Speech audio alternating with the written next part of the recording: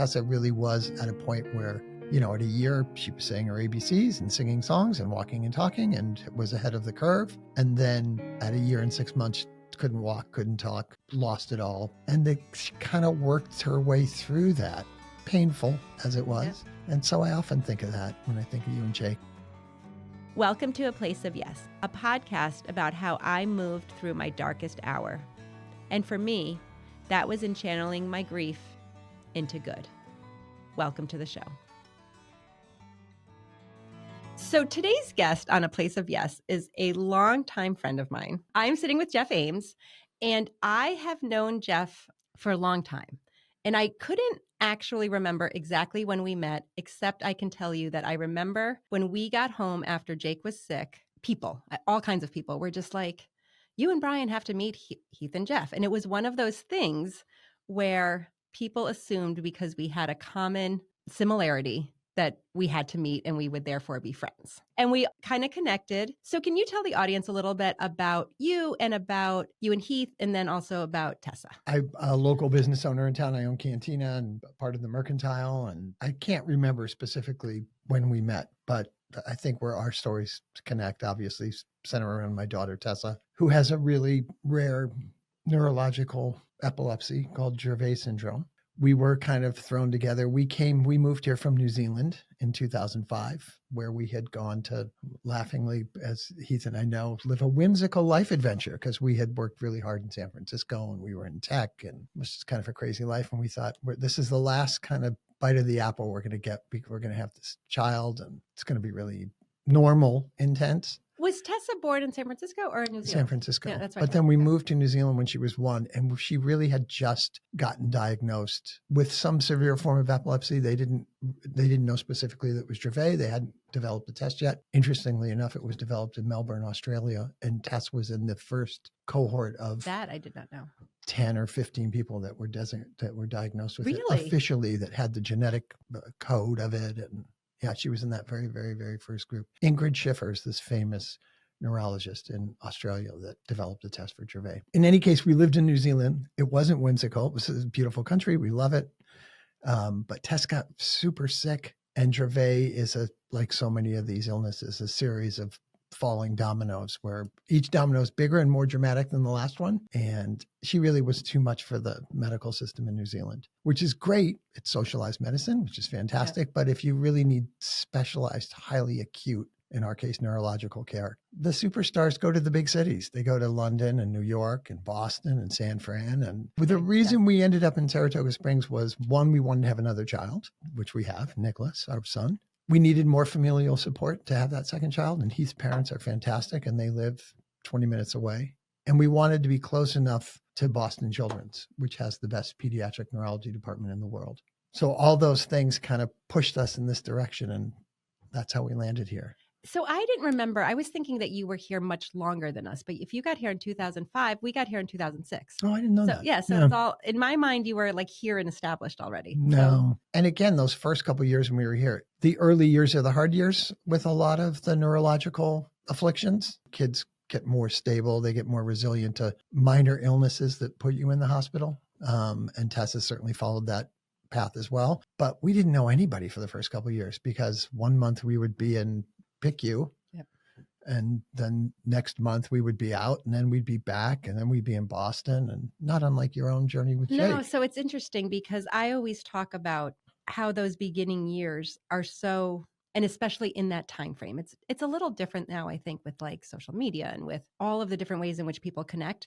But I remember those years when Jake first got sick. So it was like early 2007. And it was just so lonely, kind of, because you couldn't live the life that your friends who didn't have a medically challenged kid could live. I think when you were going through that process with Jake, he's so young and he's tiny, and all those kids that age are young and vulnerable and tiny and require such intense engagement. And Tess at that point was maybe 5 or 6. So it's still a kind of a crazy sine curve. She's sick, she's well, she's sick, she's well. But we'd probably gotten to a stage where we were processing it a little bit better and had kind of a methodology about how we were going to engage with Tessa being in ICU, and kind of had maybe made some kind of a peace with sort of our day-to-day existence, knowing, hey, at any moment, Tess is going to get a cold that a normal child is just, maybe you don't even know they're sick. But with Tess, every time she got sick, she had a status seizure. And every time she had a status seizure, she was in an ambulance off to the hospital. Different journey, you know, and, but we had come to terms with it at that point, I think, when we met you. Tess was born. So you started to know something was coming up around a year. Is that true? 6 months. 6 months. Okay. She had her first illness at 6 months, and she had just a little jerk, a little arm freeze that took us to the emergency room. And so that's, I mean, Jake was 8 months and it was like a weird twitch. Well, that's what, so the progression, as you know, is gradual and then not gradual. And the signs are subtle and then not subtle. And I'll never forget Tessa's first birthday where her eyes just tracked up like that. And I said to Heath, we still have a video of it because she's blowing out the candle and there's a cake and there's family. And I'm like, you can hear me in the background. I go, did you see that? And he's like, it's chill out. It's her first birthday, you know, it's her first birthday party. But I just saw this little eye thing and it just was not natural. And she'd already had a couple seizures and we were beginning to figure something was bigger. And then that little tick happens once every half hour. And then you start and it's once every 10 minutes a week later. And then that progressed to once every minute, once every 10 seconds, then drop attack once an hour, once every 10 minutes. We walked around holding her by her collar for 2 years because she just was a one-year-old that walked and ran around just like any other one-year-old. And then she'd drop. Yeah, it's pretty intense. It's wild because that story reminds me of so many that Brian and I would have, right? Yeah. Where like Jake he'd be at a family situation, you know, or he'd be around someone, or like my mom would be holding him or a friend would be holding him. And he would have this like expression, the smile. And people would say like, oh, look at him smile. He's so happy. It wasn't a smile. It was a freaking seizure. Yeah. Like it was how his portrayed. Yeah. And it was like, sometimes Brian and I, not to be twisted, we just kind of like roll our eyes and be like, yeah, great smile. But you knew it was a seizure. Like you become so in tuned to those really tiny things that most people don't even see, or they just see something extremely different. Yeah. I think what Tessa and Jake, super acute, relatively rare, and just a day-to-day super intense thing. Your antenna is so it's never down all the time. You are so hyped and hyper aware about everything that's going on. If you haven't lived it, you can't even. And I don't want other people to live it, and you don't even know. How old is Tessa now? She's 22. 22, yeah. That's incredible. Crazy. It's awesome. Tessa is. And I think I've got this right. She is at, Boston Children's, and they have the biggest cohort of Dravet kids in the world, and she's the oldest one. So this is a hard question to ask. Is there like a lifespan of Dravet? Gotten better because the meds are better. Don't really know. SUDEP is the thing that every parent with a intractable seizure disorder fears: sudden unexplained death by epilepsy. There isn't a time that we go into Boston Children's that the doctor, our neurologist says. Do you still see the same? Yeah, she's amazing. Anna Perduri, Dr. Perduri at Boston Children's is fantastic. She still says, you guys, I'm just letting you know that SUDEP is a thing. She has to kind of tell us that. Has to say it. So I think I told you the other day I was walking on Spring Run, and Tessa, and I forget her name, but her Tracy, was holding on to her, and she was walking, and I was like, hi, Tessa. And, she'd know who I was, but I love it. Like she's easy to spot. She's easy to spot. She's a terrible walker, terrible decision maker. It's a whole thing. She needs Tracy with her at all times, and thank God for Tracy. No, she's super fantastic. A topic that comes up, and I'm kind of going out of order, which where I even thought we were going to go, but jealousy comes up, and I get jealous. And I think sometimes when I say that, people are like, oh, are you jealous that your kid is, that you didn't have two healthy kids or stuff? I'm not. I am jealous of you right now because I am jealous that you have a diagnosis, that you have that you have information, that you have obviously that you still have Tessa, and that she can walk down the street with like a Tracy. Like, I mean, all of those things. And jealous is, I don't know that it's 100% the right word. I totally get it though. But like I feel like I wish I knew then all the things I know now. And I only know them because Jake died, right? Like I know them through the loss, and I know them through the work we did or do in Jake's Help from Heaven. And I know that because I chose to like throw myself into this stuff. But I still like feel the most like feels like when you talk about like Tessa, like that is, it's a world that I miss so much. And it's a world that isn't, it's, I talk about sometimes it's like I'm two moms, right? Like I was Yeah. Jake's mom's and Ethan's Yeah. mom. And you can probably talk to this a little bit too. Cause it's, 100%. Yeah. Because you have Nikki, and Nikki is going into senior year. Yeah. Also wild, Yeah. by the way. Yeah. You just, one doesn't prepare you for the other, where I think in other situations when there's siblings, right? Like one Yeah. kind of can prepare you for the other. Yeah. And I feel like these are two very different journeys. Yeah. Well, the jealousy part. Tess is an amazing, She's awesome. unbelievable, And you get all of those- incredibly loving, the richness of the experience of being her parent and living with her. And particularly now that she's more stable, knock on wood, it's fantastic. I mean, there oftentimes either or I will come home after a tough day and we'll sort of say, I get Tessa, meaning just a snuggle. Tessa's just to slump next to her, just to be around her. She's just the best. It's jealousy a little bit, right? 100%. Like, it's just this. Because the experience, again, it's so personalized. If you're an outsider, I always say this when Heath and I are with Tessa and we're walking through the world. I mean, it's a whole thing. And she is majestically impaired. There's just no lot. It's really kind of hard for some people to even process. It's such a great, rich relationship that we have. And we're so grateful for it. No, And it's it's so beautiful, and I just think about, sometimes people would think about Jake and they would be like, oh, but he doesn't walk and he doesn't talk and he doesn't really respond. And they wouldn't, I don't think they ever mean harm by it, right? But they can't process it, to your point, right? Like they just they don't have the ability to really know what that is. Yeah. But when you are connected to kids like ours, right? I would know if Jake was having a good day or a bad day. Yeah. Brian would know. Even frankly, Ethan at 5 years old or 4 years old would know. Sure. Like, he was just, they were connected. How is Nikki with Tessa? Like, what is their relationship?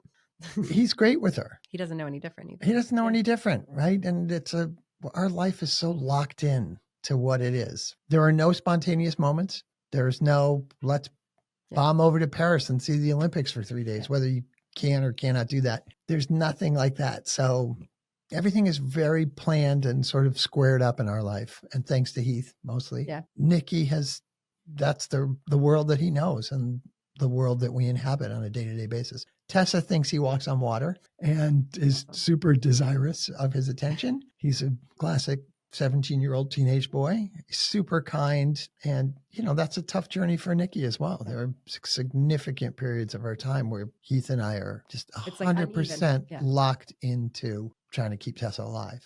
How does a 3-year-old boy process that, or a 7-year-old boy, he's super sweet kid. He's really empathetic and kind, and we're super proud of him. And it's just a lot.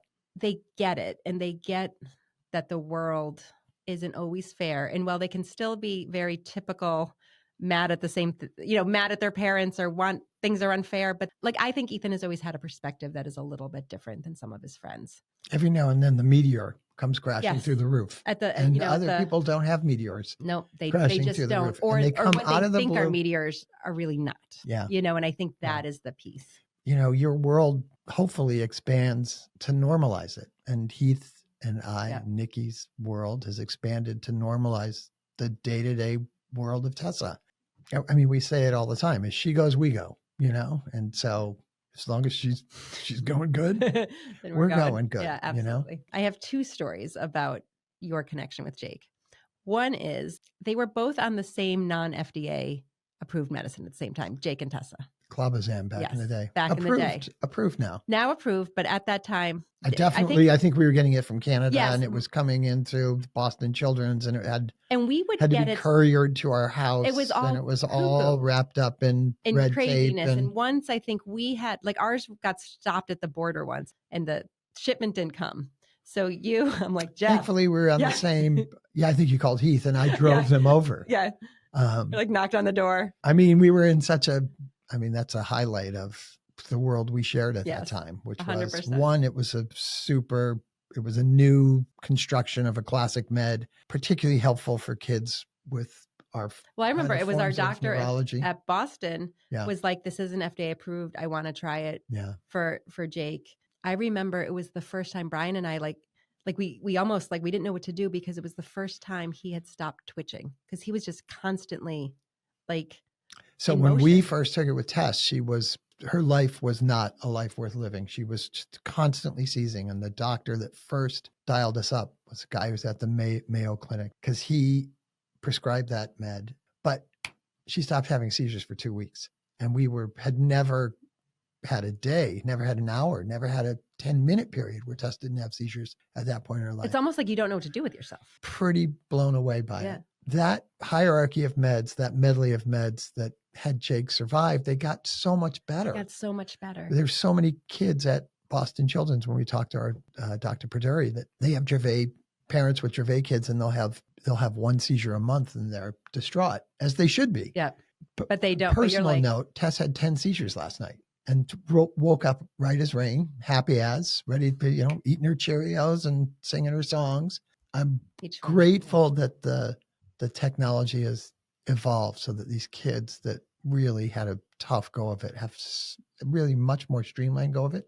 Not that everybody gets efficacy from these meds, but it's gotten so much better. I'm bringing the recurring theme of jealousy. Like I do, like if he could have just survived, right? Like I think about. I've thought that throughout this conversation, by the way, because Tessa really was at a point where, at a year, she was saying her ABCs and singing songs and walking and talking and was ahead of the curve. And then at a year and 6 months, couldn't walk, couldn't talk, lost it all. And she kind of worked her way through that, painful as it was. Yeah. And so I often think of that when I think of you and Jake. I wonder if he could have stayed strong enough to power through those phases. I think of that so much because he, you know the story at 6 months, 7 months, 8 months, he was keeping up with his big brother. He was self-feeding. That's the hardest part. It's like, because you saw it and you knew it was there, and then it just, and I've said this. It's the hardest part. It's the hardest part. Like, and I wish I knew sometimes, or maybe I'm happy I didn't, like, but that night before, like, I don't remember, like, I'm getting older. I don't remember shit, but I can remember that night before he woke up with the twitching arm. It was Ethan's second birthday party. Family was in town. Friends were in town. Jake was like the life of the party. Like, he was such an easy baby that like anybody could, like, I didn't have to like feed him or hold him or do anything. Like, he could just go to anybody. And there's part of me that just like, and again, I don't know if I really wish it, but like, that was the last time I saw him smile. Like, that's the last time he belly laughed. It's the last time he like sat unassisted. You know what I mean? Like, I know what you mean. Like, I still can't wrap my head around that. And I just wish, like, if he could have if we could have, maybe we didn't stop at Bay State and got to children sooner. Like, if, the whole, like, woulda, shoulda, coulda, it does me no good. I do think of, like, the meds now. I think of, like, the stuff we do with Jake's Help from Heaven and some of the equipment now. Yeah. Like, none of that existed. Like, if Jake had a chill out chair, he'd be sitting cool, like. He would have become what he would have become, right? Just like Tessa has become. It's super fantastic. It's super intense. We're lucky that we're able to live the life we live, and we're lucky that we have the support we have, and we're lucky that we have this fantastic aide who's now been with Tessa for 10 years. So I'm going to go back to the day, right? I'm going to go back to the day that Jake died and Heath was over. I think about that all the time. I think about sitting there with her, and I remember saying like, oh, he's in the Spica cast. I think he's depressed. What I loved about that relationship with Heath, and it's still there, she could come over and it wasn't like, oh, what's wrong? Like, we could just sit there and shoot the shit. But we just had this like really very great day because it was hard. Like, you couldn't, when he was in that Spica cast, you couldn't leave the house really. Yeah. I didn't know what I meant when I was saying this, but I remember saying it to several people, Heath included, being like, because we were taking him off of some of his meds at that point, like, because we had felt like he was just zombified too much. It's like, okay, maybe we'll take off a little med. He might have a little bit more seizure activity, but he's going to understand that he's going to be part of his life. That was the trade-off. Like, we wanted more of our boy back. We wanted that piece. And so he was on a little less meds. But I remember saying to Heath, it's almost like he now knows how much this sucks. Yeah. Like, how much it sucks that he's in this cast, and I feel like he's depressed. Not even knowing what I meant by that, right? But like, I just was like, he was with it enough because we had reduced the meds enough that he was kind of like meh. And it was just hard. Like, I think he had maybe like a little bit of an ear, like you couldn't listen to his chest because the cast was up to here. The whole thing was a mess. But regardless of that, we had zero idea. Like when Heath left that day, Kate, his nanny, had left that day. Like none of that in my mind was going to end where it did. And then he died, and that was just this horrible, horrible experience and whatever. So fast forward to his services, right? I don't know that you know how important this was to me or whatever, but like you and Heath came separately because of Tessa. But when it was like the receiving line or the wake or whatever, I remember standing there. Heath had left, you had walked in, and I saw you walking in. Like I can still picture this. So this is the impact that you had. And I left where I was standing and I ran over to you because of all those people there and all of those people just trying so hard to be nice and not, just everyone was sort of pissing me off, not for anything they had done, right? Like, you know what I mean? Like, oh, I can't believe this happened. Oh, you're so strong. Like all the things that people say and don't mean anything by it. And you walked in and I was like, you know what? He's not going to say anything fucking stupid. He's bummed. He's Bummed just for you. bummed. And he rightfully understands. He knows that feeling of that fear. Because you live a little bit when your kid is sick with that fear.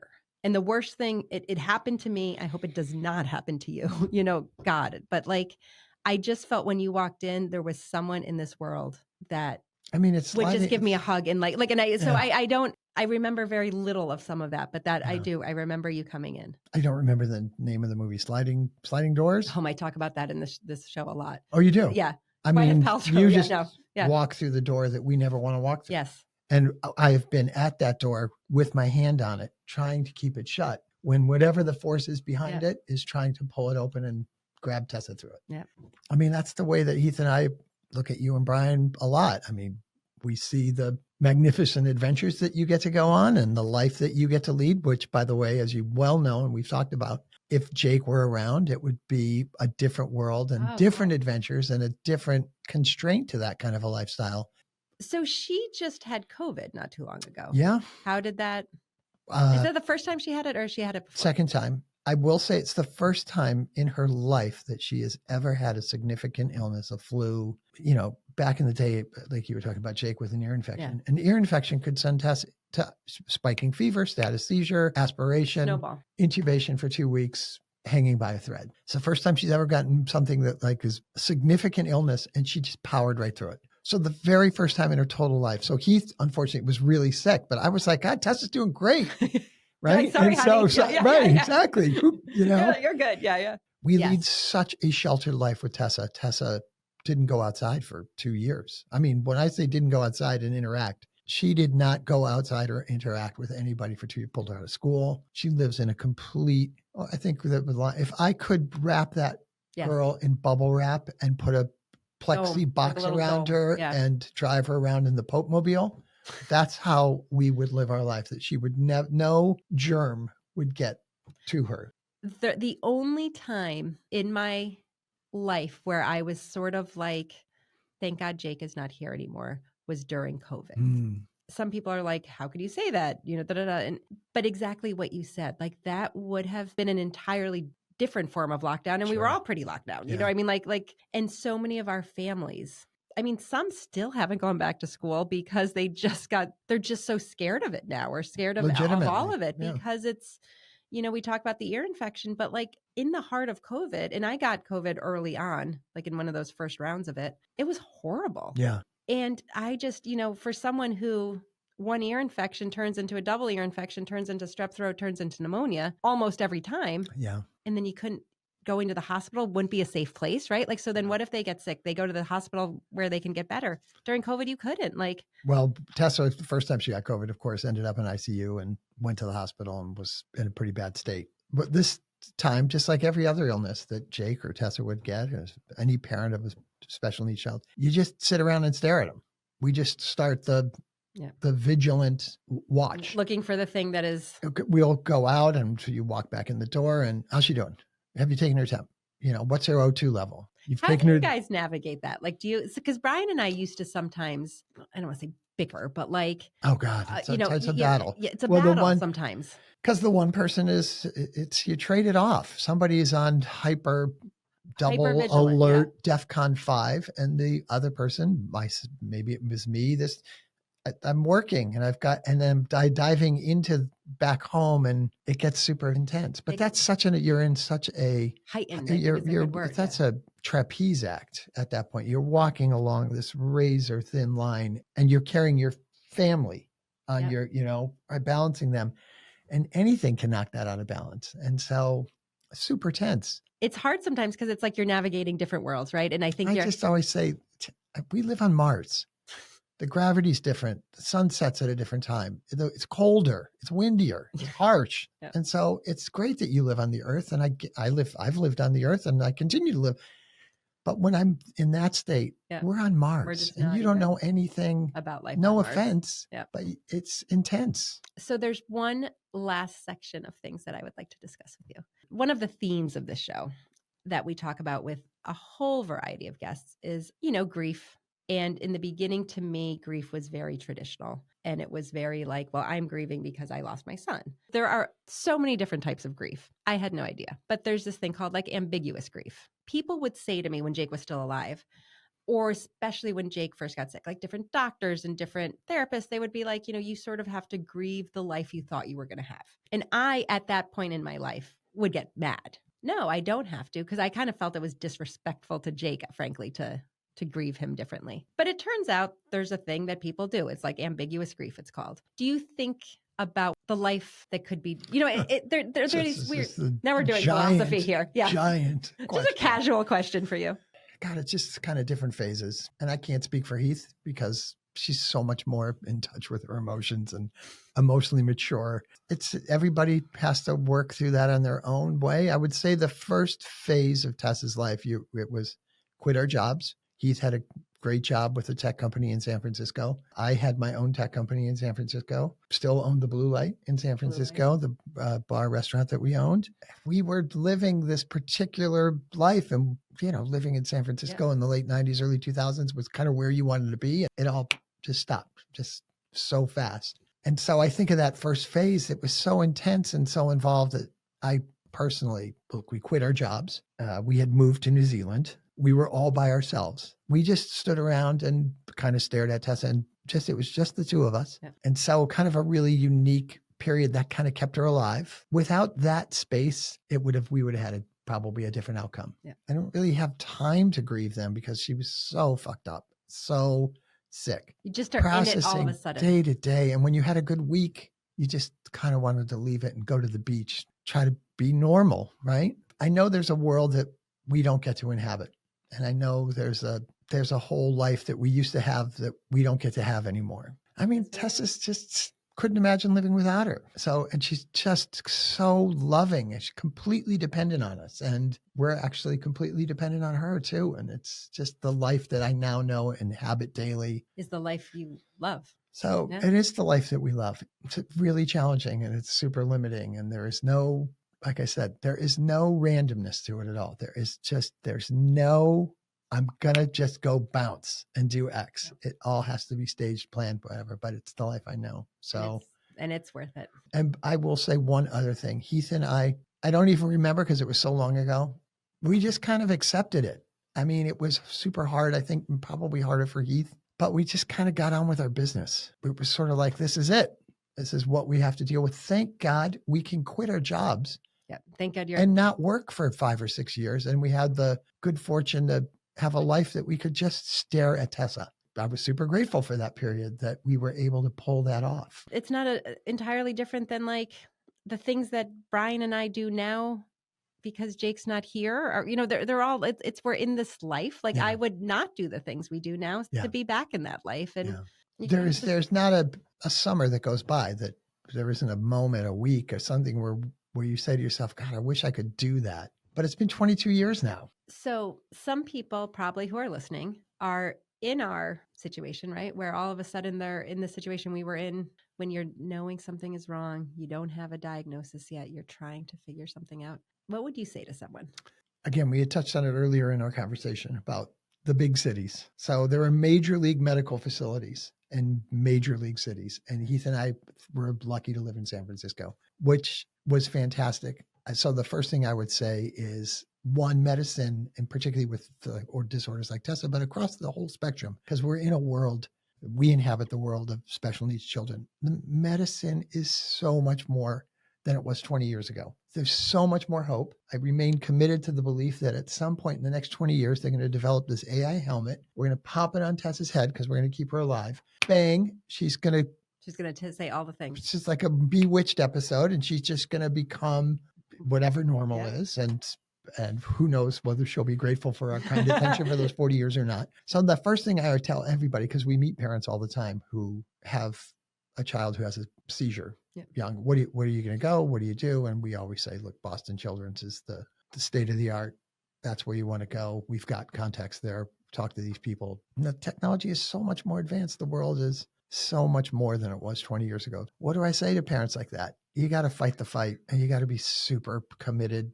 You got to want to find solutions that aren't often available, maybe in our local area. Yeah. And hopefully you have the time and the space and the energy and the financial wherewithal and all the other factors that you need. But we went to Stanford, the Mayo Clinic, New York Presbyterian Langone, Boston Children's. You go until you find, and here's the other thing, you have to go until you find the person that speaks your language, that you can connect with, that wants to fight the fight with you.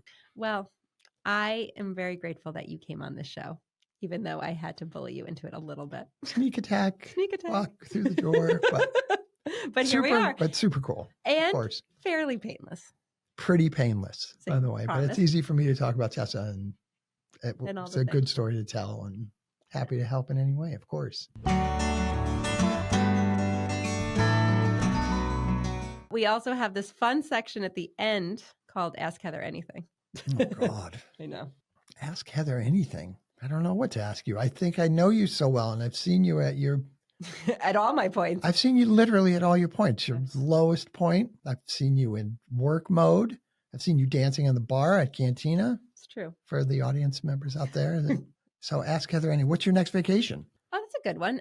Well, we're about to enter Empty Nest season 2, so Ethan is getting ready to leave. And you're bummed. I am bummed. I'm super bummed. And in mid-September, the day after our September board meeting, we are heading to London and we're doing Oktoberfest again. So we're doing a couple nights in London, and then we're going to Munich with a bunch of our friends. And as you do. And I, Lederhosen and the Dirndl, all of it's coming back out. You live a little of that life for us. I will do that. Right? And I will be super appreciative. I will, absolutely. Yeah. Thank you for listening to A Place of Yes. Please follow us wherever you listen to your podcasts. If you really like this episode, please share it with a friend, anybody who might benefit from listening to this. It would make a world of difference if we could just reach more people and share the work that we do and the stories we want to tell. Please subscribe to our YouTube channel, leave us a thumbs up or leave us a comment. We would appreciate all that you can do. If you really like this episode, please share it with a friend or two.